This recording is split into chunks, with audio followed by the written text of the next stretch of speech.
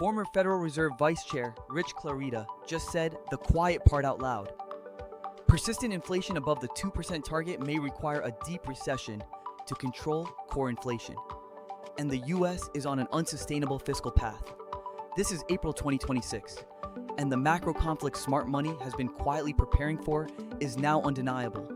When a former Fed insider publicly admits recession may be the only cure, you do not ignore it. Let me show you exactly why this matters for your portfolio right now. Clarida is not some talking head. He was Fed vice chair during critical policy transitions. His warning carries institutional weight.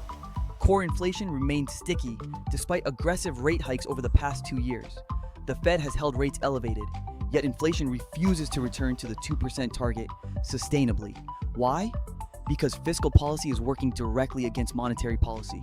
The US government continues massive deficit spending even as the Fed tries to cool demand. This creates the impossible trinity in real time. You cannot have loose fiscal policy, tight monetary policy, and price stability simultaneously. Something has to break. Clarida is signaling that break may require deliberate economic pain. A deep recession means corporate earnings collapse, unemployment spikes, and asset prices reset violently. Now let me cross-verify this with hard macro data. First, the CME FedWatch tool shows a 99.5% probability the Federal Reserve keeps rates unchanged in April 2026. The Fed is frozen. They cannot cut rates because inflation is still elevated. They cannot hike further without triggering immediate financial instability.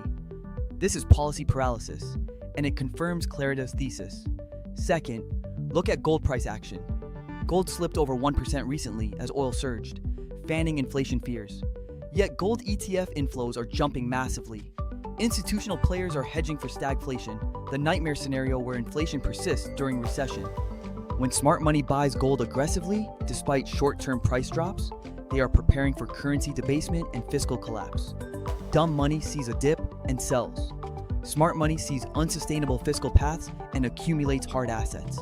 Now let me derive 3 strategic ticker plays directly from this macro setup. First, consider TLT, the iShares 20-plus year Treasury bond ETF. If the Fed is forced into recession to kill inflation, long-duration treasuries will eventually rally as growth collapses. But timing is critical because fiscal unsustainability means bond vigilantes could strike first. This is a high-conviction hedge for the deflationary phase of stagflation. Second, look at GLD, the SPDR Gold Shares ETF. Gold is the ultimate hedge when fiscal paths become unsustainable and central banks lose credibility. Clarida's warning about fiscal sustainability is a direct signal to own gold as monetary insurance. Third, consider VIXY, the ProShares VIX short-term futures ETF.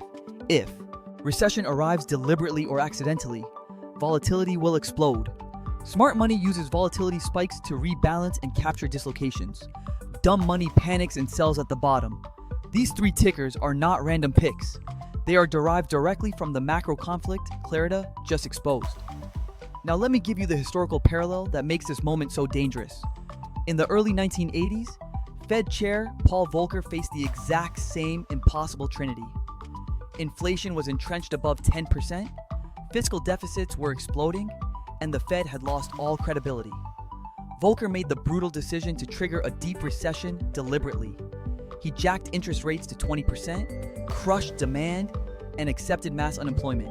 It worked, but the social and economic cost was catastrophic. Entire industries collapsed.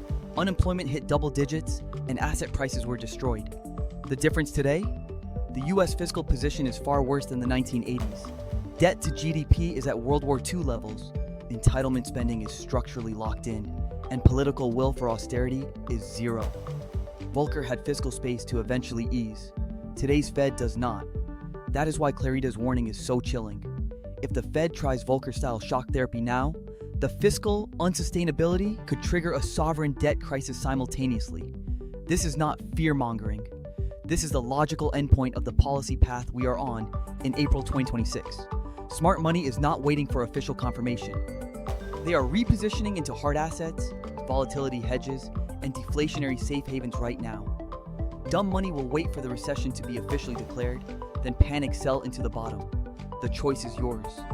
Do you position before the break, or do you react after the damage is done? This is not financial advice, But this is the institutional grade analysis you need to make informed decisions in April 2026.